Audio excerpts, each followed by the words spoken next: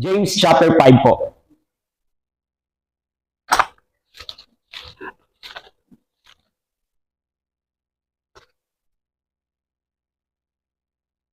Hiniling ko po bawat isa na tumayo at sundan niyo po ako habang binabasa natin ang salita ng Diyos. Santiago Kapitulo 5. Pakinggan ninyo ito, kayong mayaman, tumangis kayo at humagulgol dahil sa mga kapighatiang darating sa inyo. Bulok na ang inyong mga kayamanan at kinain na ng mapanirang insekto ang inyong mga damit. Kinakalawang na ang inyong ginto at pilak, at ang kalawang ding iyon ang magiging katibayan laban sa inyo at parang apoy na natutupok sa inyong laman. Iyan ang kayamanan inimpok ninyo para sa mga huling araw. Sumisigaw ang mga manggagawa sa inyong mga bukirin dahil hindi ninyo binibigay ang kanilang mga sahod. Umabot na sa pandinig ng Panginoong makapangyarihan sa lahat ang mga hinaing ng mga mag-aani na inyong inapi nang nagpasasa kayo sa kalayawan at karangyaan dito sa lupa. Nagpataba kayong parang mga hayop na kakatayin. Hinatulan ninyo at ipinapatay ang taong matuwid na hindi lumalaban sa inyo. Kaya nga, mga kapatid, matyaga kayo hanggang sa pagdating ng Panginoon. Tingnan ninyo ang magsasaka. Buong tiyaga niyang hinihintay ang mahalagang ani ng kanyang bukirin at inaabangan ang pagdating ng tagulan. Dapat din kayong magtiyaga. Tibayan ninyo ang inyong loob sapagkat nalalapit na ang pagdating ng Panginoon. Mga kapatid, huwag kayong magreklamo sa isa't isa upang hindi kayo hatulan ng Diyos sapagkat malapit nang dumating ang hukom. Mga kapatid, tularan ninyo ang mga propetang nagsalita sa pangalan ng Panginoon. Buong tiyaga silang nagtiis ng kahirapan. Sinasabi natin pinagpala ang mga nagtatyaga at nagtitiis. Narinig na ninyo ang tungkol sa pagtitiis ni Job at ang ginawa sa kanya ng Panginoon sa bandang huli. Talagang napakabuti at tunay na mahabagin ang Panginoon. Ngunit higit sa lahat, mga kapatid, huwag kayong manunumpa. Huwag ninyong sabihin, saksi ko ang langit o ang lupa o ang ano paman. Sapat na ang sasabihin ninyo o at hindi kung hindi, upang hindi kayo hatulan ng Diyos. May paghihirap ba ng sinuman sa inyo? Manalangin siya. Nagagalak ba ang sinuman? Umawad siya ng papuri sa Diyos. May sakit ba ang sinuman sa inyo? Ipatawag ninyo ang matatandang pinuno ng iglesia upang ipanalangin siya at pahiran ng langis sa pangalan ng Panginoon. Pagagalingin ng Diyos ang may sakit dahil sa panalangin may pananampalataya, palalakasin siyang muli ng Panginoon. At kung siya ay nagkasala, patawarin siya sa kanyang mga kasalanan. Kaya nga, ipagtapat ninyo sa inyong mga kapatid ang inyong mga kasalanan. At ipanalangin ninyo ang isa't isa upang kayo'y gumaling. Malaki ang nagagawa ng panalangin ng taong matuwid. Si Elias ay isang tao na tulad din natin. Nang matainting siyang nanalangin na huwag umulan, hindi nga umulan sa loob ng 3 taon at 6 na buwan. At nang siya'y nanalangin para umulan, bumagsak na ang ulan at namunga ang mga halaman. Mga kapatid, kung may kapatid kayong nalilihis ng landas at may isa namang umakay sa kanya upang magsisi, ito ang tandaan ninyo, sino mang makapagpabalik sa isang makasalanan mula sa kanyang maling pamumuhay ay nagliligtas ng isang kaluluwa sa kamatayan at nagpapawi ng maraming kasalanan. Panginoon, sa umagang ito, nais po namin muli na umupo sa iyong paanan at pakinggan ka, marinig ang iyong tinig. Sa umagang ito, ine-expect namin ng iyong banal na espiritu na kasama namin at mangungusap sa bawat isa na nandito ngayon. Maraming salamat na meron kang panibagong sasabihin sa aming puso o sariwang salita para sa bawat isa. Inilalaan namin ang oras nito. Manguna ka, magkari ka, mangusap ka sa pangalan ni Jesus. Amen. So God has used James para i-challenge po tayo na lumago sa ating relasyon sa Panginoon. So we've been looking various exhortations na binigay ni James sa atin dito kung paano tayo dapat paano lumalago ang isang mananampalataya o anong mga patunay na lumalago na tayo sa ating relasyon sa Diyos.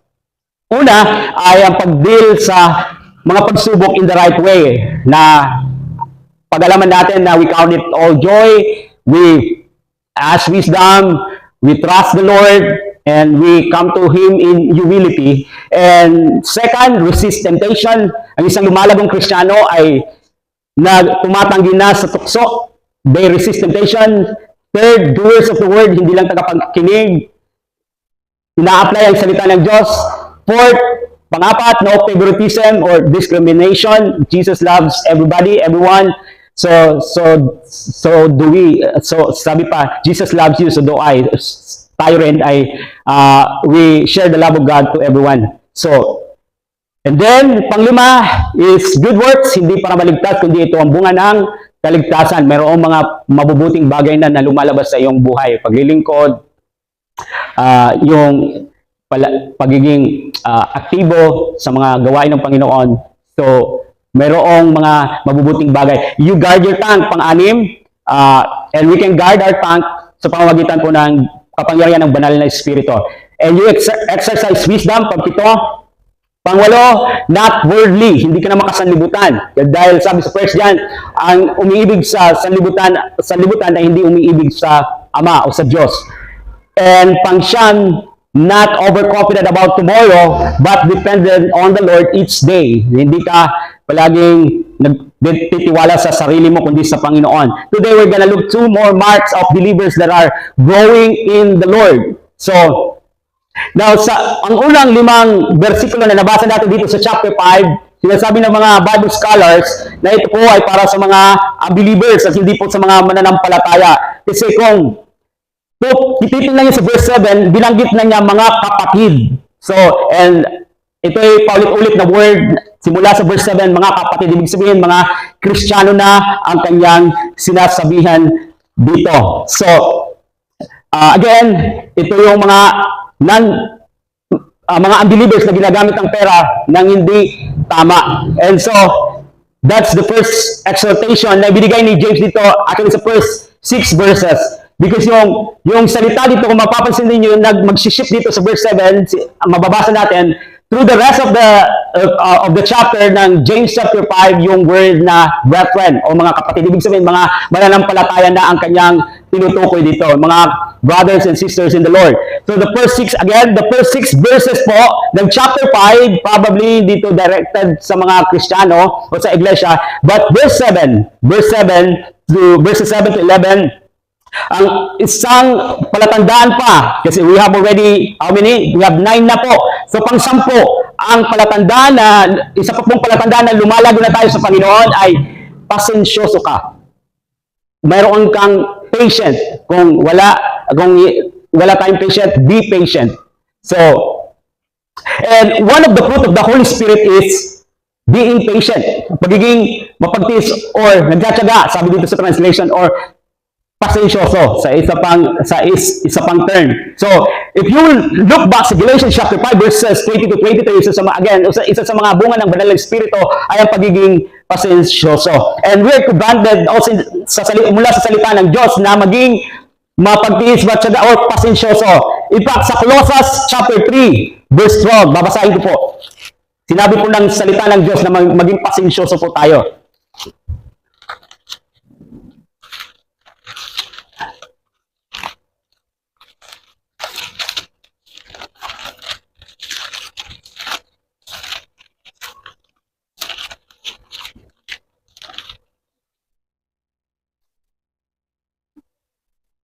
Kaya nga, dahil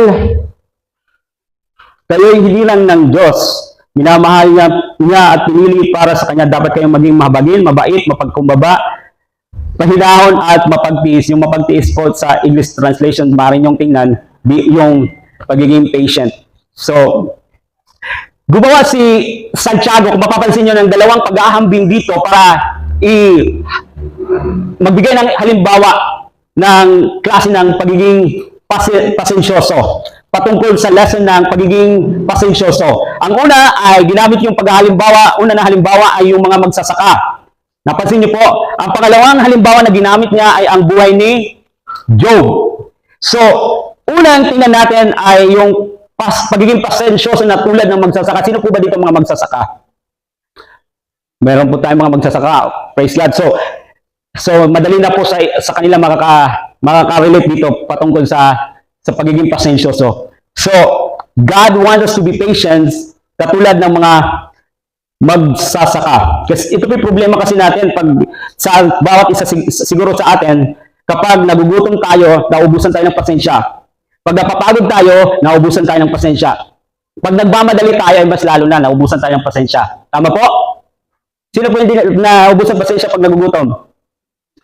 Sino po hindi naubusan ng pasensya pag nagmamadali?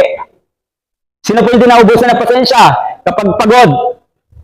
So, kapag may nangyayari na hindi nangyayari ng ayon sa kagustuhan natin, nauubos ang ating pasensya. Nawawalan tayo ng pasensya. Tama po? Minsan, nangyayari po ba ito? So, nagiging impatient tayo. Minsan nga, I would confess, minsan pag nagda-drive, biglang overtake. Akala ko nagmamadali, pero dahan-dahan lang, mag-overtake ka, hindi ka maka-overtake dahil, hindi nagpapa-overtake. So, minsan, nagmamadali ka na gusto mong makarating ka sa puntahan. So, sometimes, yun nga po, minsan, yung Bisaya driver, minsan napapa-English tayo, what are you doing? So, nauubusan ng patient minsan kapag hindi nangyayari ang ayon sa gusto nating mangyari. So, God called us na lumago sa pagiging pasensyoso. So, talagang eksakto po, kailangan ko itong salita na ito. Ewan ko po sa inyo kung kailangan nyo po itong salita na ito. So, ang pagiging impatient ay konektado po minsan sa anger. Pag nawawalan ka ng pasensya, nagagalit. Tama po. Alam naman po, pag nawalan tayo ng pasensya, tuwang-tuwa ka, hey, wala akong pasensya ngayon.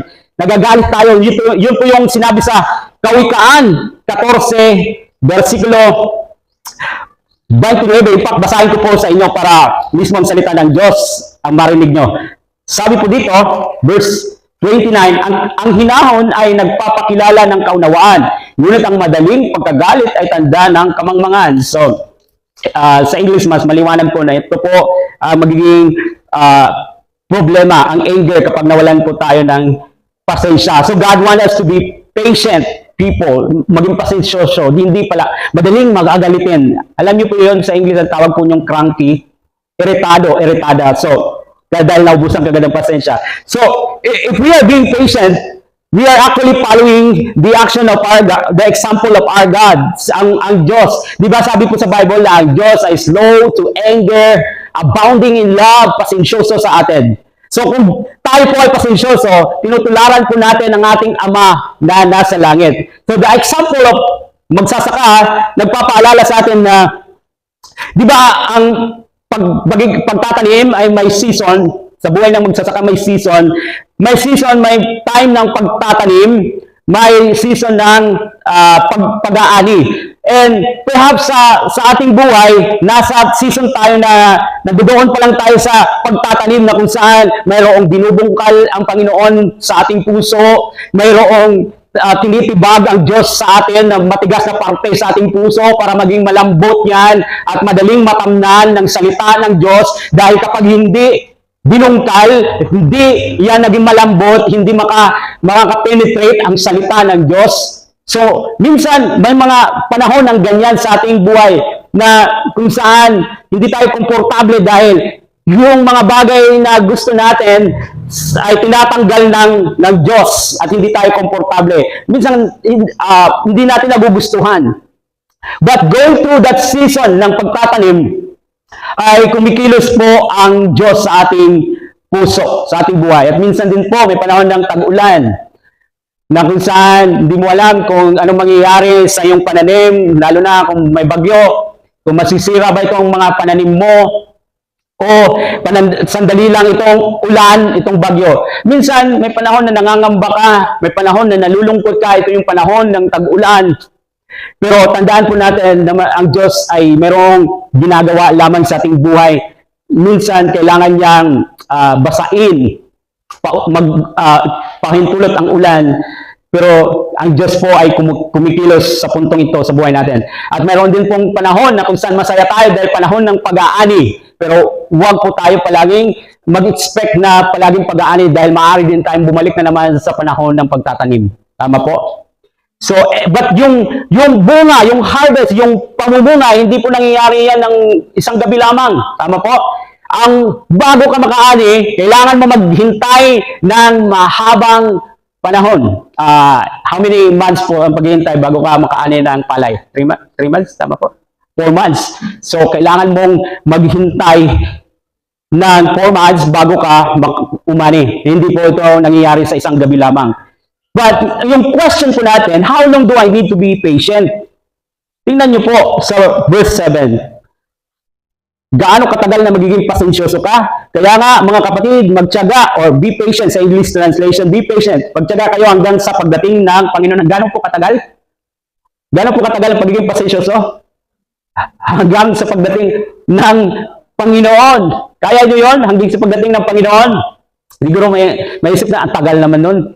Hanggang sa pagbabalik ng Panginoon. But that's how long na kailangan natin maging patient, maging faithful sa ating paglilingkod sa Panginoon, magtiis, pagtiyaga, be patient hanggang sa pagbabalik ng Panginoon. Pangalawang bagay is yung pasensya na katulad ng kay Job. Kanina yung pasensya na katulad sa magsasaka.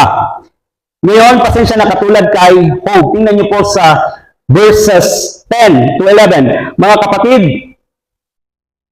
kanina sa magsasaka po, di ba, kung hindi nyo po na-follow, tingnan nyo lang po sa verse 7, sinabi po dyan, buong tiyaga niyang hinihintay ang mahalagang, so tingnan ninyo ang magsasaka, buong tiyaga niyang hinihintay ang mahalagang ani ng kanyang bukirin at inaabangan ang pagdating ng tagulan. So, patience like a farmer. Ngayon, patience na katulad ng kay Job, tingnan nyo po sa verse 10, mga kapatid, tularan ninyo ang mga propetang nagsalita sa pangalan ng Panginoon.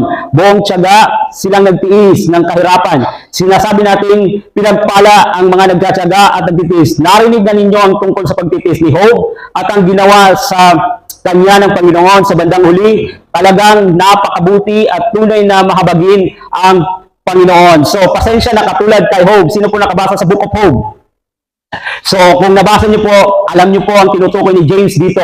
Pasensya na katulad na kay Job kanina. Yung pasensya na hindi komportable ba? Hindi komportable. Hindi nangyayari ng ayon sa ating kagustuhan. Hindi natutupad yung mga expectation natin.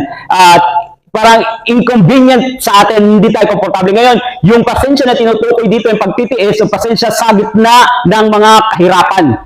Sa gitna ng mga pagsubok, sa gitna ng mga difficulties. Yun ang pinagdaanan ni Job. Kung naalala niyo po sa Old Testament, mayroon po, madali lang po malaman yung story ni Job. Balik lang po kayo sa lumang tipan, hanapin niyo po ang aklat ni Job o Book of Job at malalaman niyo kung babasahin niyo ang buong kwento patungkol kay Job. Pero basically, yung exhortation po dito ay yung pagtitiis sa gitna ng mga kahirapan.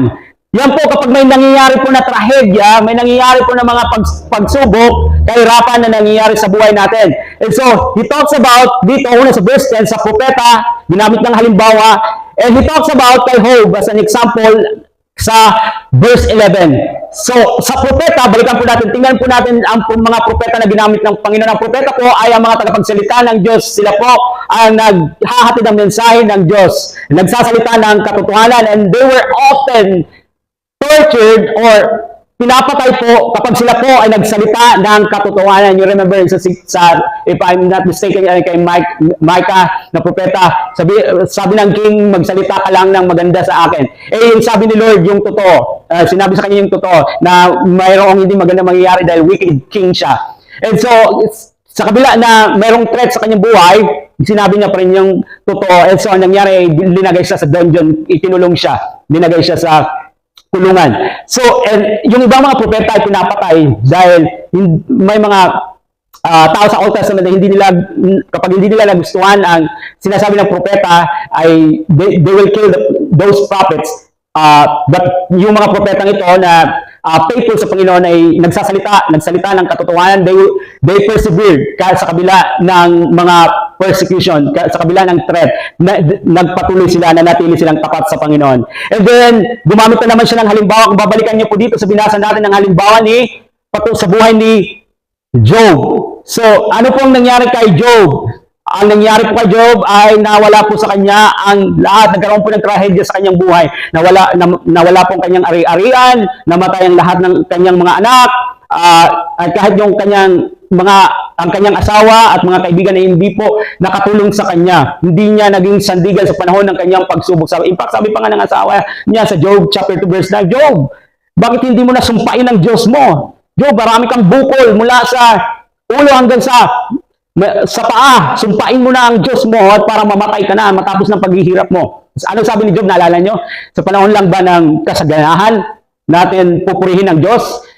Sabi ni Job, hubad akong lumabas mula sa tiyan ng aking ina, babalik ako sa Diyos na walang madadala. Dahil basically sinasabi niya lahat ng bagay ay mula sa Diyos. Pero ano man ang nangyari sa akin, purihin pa rin ang Diyos. Masasabi niyo po ba yun sa panahon ng pagsubok? So, nasabi yun ni Job dahil sa kanyang pagtitiis, sa kanyang pag-patient. So, even ang kanyang friends, hindi nakatulong sa kanya. Dahil iba ang sinasabi sa kanya, sabi ng kanyang mga Job, may kasalanan sa buhay mo kaya nagdurusa ka ngayon, pagsisihan mo na ang kasalanan mo. Well, sometimes yun po talaga, nangyayari ang mga bad things sa buhay natin dahil ito po ay naani din natin, what you sow is what you reap dahil po sa kasalanan. Pero hindi sa lahat ng panahon, hindi sa lahat ng panahon dahil ang mga pagsubok po ay minsan pinahintulutan ng Diyos para subukin po ang ating pananampalataya sa Diyos, ang ating pagtitiwala. Kung mananatili tayo tapat sa Panginoon or hindi na tayo magpapatuloy o magiging tapat sa ating relasyon o sa pananampalataya natin sa Panginoon. Pero tandaan po natin na ang lahat ng mga nangyayari na hindi maganda, hindi po ito mula sa Diyos. Ay hindi natin pwedeng isisi sa Diyos dahil ang Diyos po sabi sa verse 11, tingnan nyo sa James chapter 5 verse 11, sabi po dito patungkol kay God, narinig na ninyo ang tungkol sa pagtitiis ni Job at ang ginawa sa kanya ng Panginoon sa bandang uli. Talagang napakabuti at tunay na mahabagin ang Panginoon. Yan po ang ating Panginoon, ang katangian ng ating Diyos. Kung maikli lamang po ang ating pasensya, kailangan natin lumago sa areang ito ng pagiging pasensyoso sa panahon na hindi tayo komportable, inconvenient. And then, yung pangalawa is panahon ng mga problema, pagsubok, suffering sa buhay na dumadaan sa ating buhay po. Then, pangalawa po dito, ang isang Kristiyano na lumalago po, ay nagmamature na Kristiyano ay mapanalanginin. Prayerful. Kanina, pasensyoso, ngayon, mapanalanginin. Mahilig siya palaging manalangin sa Panginoon. Tingnan niyo po sa verses 13 and 14. May paghihirap ba ang sinuman sa inyo? Ano po sabi? Manalangin siya. Nagagalak ba ang sinuman? Umawit siya ng papuri sa Diyos. May sakit ba ang sinuman sa inyo? Ipatawag ninyo ang matatandang pinuno ng iglesia upang ipanalangin siya at pahiran ng langis sa pangalan ng Panginoon. We do that. Yung pagpahid ng langis sa isang tao na pinagpipray natin, pinapahiran natin. Hindi po dahil may magical power ang langis, kundi dahil sinabi po dito sa Book of James, pahiran ng langis. At ang langis po ay nagsisimbolo ng banal na espiritu. You remember diba sa Old Testament sa tuwing na inaanoy ng king, pinapahiran ng langis. And ang langis po, ang oil po ay nagsisimbolo ng banal na espiritu na kung saan ang Diyos ay gumagawa pa rin ng milagro sa pagpapagaling sa pamagitan po ng kapangyarihan ng banal na espiritu para po sa kanyang kaluwalhatian. Para sa kaluwalhatian ng Diyos. So, that's the reminder ng langis. So, pero sa pagdating po sa pananalangin, we trust God sa mga concerns, but we believe na ang Diyos ay gagawa ng milagro. Either minsan gumagawa siya ng milagro instantly, minsan medically, at minsan eternally. Naintindihan niyo po? Minsan gumagawa po ng kasagutan sa panalangin ng Diyos, instantly, gumagaling kaagad ang tao. Minsan, medically, ginagamit niya yung gamot, at minsan, pinapauwi ng Panginoon. But, yan po, anumang ang kasagutan ng Panginoon, naniniwala tayo, nagtitiwala tayo na ito mas the best. Dahil tayo limitado lamang sa kaalaman. Ang Diyos ay hindi limitado. Mas maganda ang kanyang plano kaysa sa ating plano. So, now, ano po ang benepisyo ng pananalangin? Tingnan niyo po sa verse 13. Ito po yung solusyon sa panahon na meron tayong trouble sa buhay. May mga pinagdadaanan tayong mga problema sa buhay. Tingnan niyo po sa verse 13. May paghihirap ba ang sinuman sa inyo? Manalangin siya. Pangalawang bagay, ang prayer ay ang solusyon kapag mayroon tayong nararamdaman sa ating katawan na hindi maganda, may sakit tayo. Ito po ang magandang solusyon, pananalangin. Tingnan niyo po sa verse 14. May sakit ba ang sinuman sa inyo? Ipatawag ninyo ang matatandang pinuno ng iglesia upang ipanalangin siya at pahiran ng langis sa pangalan ng Panginoon. At ito rin po ang solusyon kapag may kasalanan sa ating buhay, kailangan natin ng prayer. Kailangan po natin ng pananalangin. Verse 16, kaya nga, ipagtapat ninyo sa inyong mga kapatid ang inyong mga kasalanan at ipanalangin ninyo ang isa't isa upang kayo'y gumaling. So this is talking about spiritual healing na kung saan para ma-restore tayo, mahugasan tayo sa ating mga kasalanan, kailangan na natin ng prayer. So this is the solution kung mayroong nabibigatan tayo sa ating puso, kung mayroong kasalanan na kailangan natin i-confess. And kung ito yung problema minsan sa atin na kailangan natin marinig, yung about sa pagiging mapanalinginin, pagiging prayerful. Naalala niyo po sa Gethsemane, na sinabihan ni Jesus ang mga disciples na manalangin kayo. Pakibukas po ng inyong Biblia sa Matthew 26 ng sandali. Basahin ko po sa verses 40 to 45. Nais ko pong makita ninyo para ang salita ng Diyos mismo mangusap po sa atin. Matthew chapter 26 verses 40 to 45. So, this is during the time na nasa Garden of Gethsemane sila. Starting sa verse 40. Nagbalik siya at dinatnan niyang natutulog ang tatlong alagad. So, di ba sinabi niya bago siya mag-pray, ina-isolate niya yung sarili niya, manalangin kayo. Pagbalik niya, verse 40, nagbalik siya at dinatnan niyang natutulog ang tatlong alagad. Sinabi niya kay Pedro, talaga ba hindi kayo makapagpuyat ng kasama ko kahit isang oras man lamang? Take note, kahit isang oras man lamang, sabi ni Jesus. So, ini-imply dito na ito yung pinaka-minimum ng pananalangin, 1 hour. Kahit isang oras man lamang. Kumusta po yung prayer natin? Kasi minsan, kaurugan siguro yung prayer natin, kaya lang natin yung katulad ng pananalangin natin sa pagkain. Lord, thank you for this food. Amen. Or, 3 minutes na prayer is like, katulad siguro pananalangin ng pagpapasalamat sa pagkain. Tingnan niyo po, kahit isang oras man lamang. Minimum ng pananalangin ay isang oras. At sinasabi nito sa atin, could you increase your prayer? Pwede nyo bang haba-habaan ang inyong time sa pagkikipag-usap sa Panginoon? And talagang, ito yung isang bagay na kailangan natin marinig kasi ilang oras lang po bang inilalaan natin sa prayer? Minsan nga, Lord, magical na, thank you for this day, Amen. So, hindi natin nakikita, hindi natin naunawaan kung sino ang kinakausap natin, kung sino ang kaharap natin sa tuwing nananalangin tayo. Nakakala natin isang kaibigan lamang na regular, common ng kinakausap natin. Nakita niyo po, kahit isang oras man lamang. Did you increase your prayer sa Panginoon? And perhaps, ang Panginoon lang po nakakaalam, maaaring sa pagkain lang po tayo nananalangin. 2 seconds, 3 seconds, 2 minutes. Pero when it comes to prayer, minsan, okay, mananalangin. I remember sa Bible school pa ako, confession time. So, Bible school, so meron kaming private devotion. So, hanggang sa nagtagal, gusto ko sa kwarto na mag-devotion, tahimik, malamig. So, magpipray ako, nakakulog. Pagkataon, nagturo ng laway, naghagok kay kuwan na, nahingaturog na di ay. So, antod nga may So, that is not proper nga pag-ampo and parang walang reverence sa Panginoon. So, dito sinasabi sa atin kung kaano kahalaga ang prayer. Ginamit ni Santiago ang halimbawa sa buhay ni Elijah bilang halimbawa. And kung gusto ninyong balikan ang kwento ni Elijah, maaari niyong basahin yung buong kwento sa 1 Kings chapter 17 sa Old Testament. Pero ang isang bagay na ang nangyari na ang prayer ni Elijah, kasi yung mga tao, yung Israel, ay sumamba na sa mga Diyos-Diyosan, sa mga rebulto. So, nanalangin siya na huwag umulan. And ang dahilan kung bakit pinanalangin niya na hindi umulan para malaman nila na ang Diyos ay nalulungkot, hindi natutuwa sa ginagawa nila na sumasamba sila sa mga rebulto, sa mga Diyos-Diyosan. So, sinagot ng Diyos ang prayer ni Elijah. Ilang taon po hindi umulan? 3.5 years na walang ulan. Because that would be indication na ang Diyos ay hindi natutuwa sa ginagawa nilang pagsamba sa mga Diyos-Diyosan.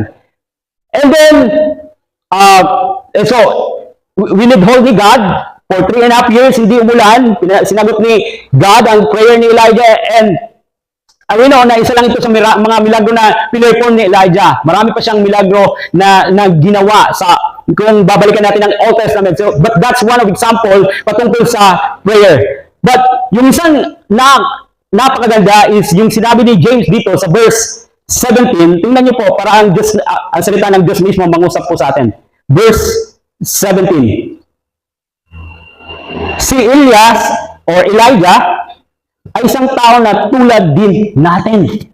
Ordinaryong tao din si Elijah. Hindi siya isang tao na special. Katulad din natin si Elijah. Katulad ng pagsagot ni God sa panalangin ni Elijah, sinasagot din ni God ang mga ordinaryong mga tao katulad ni Elijah. Pinakikinggan ni God ang panalangin natin katulad ng pakikinig niya o pagsagot niya sa panalangin ni Elijah. So wag niyo pong mamaliitin ang kapangyarihan ng pakikipag-usap sa Diyos. Wag niyo pong ibabaliwala, wag niyo pong mamaliitin ang kapangyarihan ng pananalangin. If we will only spend time, yung time ng pakikipag-usap sa Diyos, imbis na inilalaan natin sa mga ibang bagay na wala namang benepisyo sa ating spiritual na relasyon sa Diyos. Naalala ko yung kwento ng isang Christian na may-ari ng siya po yung naglilid sa orphanage. 3 hours siyang nananalangin. Maaga pa lang siya, nananalangin na siya. 3 hours. Nananalangin siya. At sa araw na yon, wala siyang ipapakain sa mga bata kasi orphanage yung hinahawakan niya. Wala silang provision. And so, humarap siya sa mga bata, sabi niya, alam nyo, tingnan natin kung anong gagawin ng Diyos ngayong araw. Naniniwala ako na magpuprovide ang Panginoon ngayong araw. Pero sa bago pa niya sinabi, nag-pray na siya. At yung palagi nakagawian niya, maximum 3 hours ang kanyang inilalaan sa pananalangin. May isang kung nangyari nangyari sa isang nag-aatid po ng tinapay na kumatok sa kanilang pintuan at ini-offer po ang tinapay sa kanila. At sinabi niya, may nangyari po sa akin na parang hindi po ang kanyang puso na ibigay ang tinapay sa kanila, sa orphanage na yun. Ngayon, may tinapay na sila, wala pa silang gatas. Kasunod lang ng pangyayaring yon, yung maghahatid ng gatas na nasira yung kariton. Kailangan ayusin. Pero bago ayusin, kailangan ibaba yung mga karga ng mga gatas. So yung nangyari, i-donate niya sa orphanage na yon, yung mga gatas. Ano po yung punto doon? Yung punto doon, malaki po ang nagagawa ng prayer. Pananalangin. Kaya kung kulang tayo ng prayer sa ating buhay, maaaring ikaw ang humaharap sa mga pagsubok sa buhay mo. Ikaw ang gumagawa ng solusyon. Ikaw na lang palaging pumapasan. Bakit? Dahil hindi ka nag-acknowledge na kailangan mo na ipagkatiwala ito sa Panginoon, sabihin ito sa Panginoon, ibigay ito sa Panginoon sa pamagitan ng pananalangin.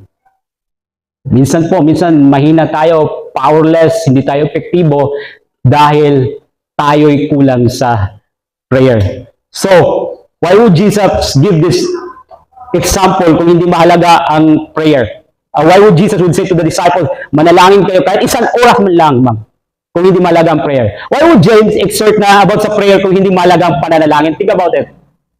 Bakit i-exert ni James ang about sa prayer kung hindi mahalaga ang pananalangin? And I wonder, ilang magagandang bagay na mimiss natin sa ating buhay dahil kulang tayo ng prayer. Hindi tayo nanalangin para mag-perform ang Diyos sa atin, para gumawa siya parang performer, gumawa siya ng mga bagay sa buhay natin. Ang purpose ng prayer is i-align ang ating buhay sa kalooban ng Diyos, i-align natin ang lahat sa kalooban ng Diyos. Pero alam po natin na ang Diyos ay kumikilos, sumasagot din sa panalangin. And I wonder nga ilang beses natin namimiss ang mga magagandang bagay dahil sa kulang tayo ng prayer sa ating buhay. And you know, sa Matthew, di ba sinabi, kumatok,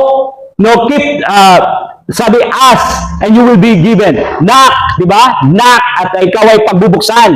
At ito po kung titingnan natin yung Greek, yung ibig sabihin, yung sa Greek na termino, ito po ay present imperative na ibig sabihin, patuloy kang humingi, patuloy mong hanapin ang Diyos. Hindi ka agad okay, nanalangin na ako one time, so tama na yon, sagutin mo na yung prayer ko. Hindi, yung ibig sabihin noon, patuloy kang kumatok, patuloy kang humingi, patuloy kang manalangin, be patient. Yun po ang ibig sabihin ng asking, seeking, and knocking na sinabi ni Jesus sa gospel. So, it's important na tandaan natin na mahalaga po ang prayer sa ating buhay, na dapat natin panatilihin na mayroon tayong time sa pananalangin. And ang pananalangin, hindi lang po nag-iisip ka, okay, isang oras, ano pa ba yung sasabihin ko, Lord? Parang naubusan na ako ng sasabihin. Hindi, yung time ng pananalangin, spending time with God, is not just na ikaw lang nagsasalita. Ito din yung time na nakikinig ka. Nakikinig ka sa Diyos na bigyan ka ng wisdom, karunungan. I-lead ka, i-guide ka. Lord, anong gusto mong ipakita ngayong araw? Maghihintay ako. Lord, bigyan mo ko ng karunungan. Maghihintay ako, Lord. Maghihintay ako hanggang sa ipahayag mo sa akin kung anong dapat kong gawin. So, tandaan po natin na ang panalangin po ay hindi po yung huling bagay na dapat natin gawin. Ito yung pinakauna na dapat na ginagawa natin sa ating buhay. Ang first priority natin sa buhay. Paggising mo sa umaga, ano ang unang kagad na ginagawa mo? Gusto ko pong mangusap ang salita ng Diyos sa bawat isa sa atin. Ang salita po ng Diyos ang mangusap. Marcos chapter 1, verse 35. Tingnan niyo po ang halimbawa mula kay Jesus. Marcos Kapitulo 1, versikulo 35. Madaling araw pa ay bumangon na si Jesus at nagpunta sa isang lugar na walang tao at doon ay nanalangin siya. Ulitin ko po, madaling araw pa ay bumangon na si Jesus at nagpunta sa isang lugar na walang tao at doon ay nanalangin siya. Anong unang priority ni Jesus pagbangon sa umaga? Pananalangin. At yung po yung purpose kung bakit meron tayong Don't Watch sa Saturday, dahil hoping na maging nakagawian natin kahit hindi lang Saturday, na sa paggising natin sa umaga, ang unang priority natin ay ang pakikipag-usap sa Diyos. Siya ang una nakakausapin natin. Unang priority natin ay pananalangin. Yung po purpose kung bakit meron tayong Don't Watch sa umaga, na introduce po sa bawat isa sa atin na yung dapat ang maging nakagawian natin, lifestyle natin sa ating buhay. Kagaya ng ginagawa ni Jesus. Balikan ko po verse 35, hindi po ako nagsabi nito. Verse 35, madaling araw pa ay bumangon na si Jesus at nagpunta sa isang lugar na walang tao at doon ay nanalangin siya. Ito po yung aking devotion nung nagsimula ng yung pinakaunang Don't Watch Saturday, Mark chapter 1 verse 35. At yun din po kung bakit malaga yung prayer meeting kada Miyerkules. Yun po yung dahilan kung bakit kailangan natin magtipon-tipon para manalangin. Dito po din, sa time na to, tinitipon natin yung mga concern, anong pre-request mo, anong pwede natin ipanalangin para sa iyo, dahil kailangan po natin ang Diyos sa ating buhay. Kailangan natin ipag-pray ang mga bagay na ito sa Panginoon. Minsan, nakagawian natin yung mga problema natin, sinishare natin sa ibang tao, sa mga tao, no, expecting na siya yung makakatulong sa iyo sa iyong mga problema. At nakalimutan natin, yung tao na dapat na sinishare natin ng ating mga problema, na mas makakatulong sa ating buhay. At hindi natin dinadaan, hindi natin inilalaan sa pananalangin. Naintindihan po ba natin? Dapat kung mayroong unang bagay na sinishare mo ng iyong problema, concern, yun ay ang Panginoon. At siya ang inaasahan mong makakatulong sa iyo, hindi ang ibang tao. Amen? So, ang isang lumalagong Kristiyano, balikan ko po, let me conclude this study in the book of James. Sana po ay lumago po tayo pagdating sa pagdil ng mga pagsubok sa buhay. Alam nyo na po ang gagawin ninyo pag may mga pagsubok. At alam nyo po ang gagawin ninyo kapag may mga temptation, mga tukso na dumadating sa buhay. At alam nyo po ang gagawin nyo pagdating sa salita ng Diyos na hindi lamang po kayo tagapakinig. Hindi lamang tayo tagapakinig, kundi tagapagsagawa.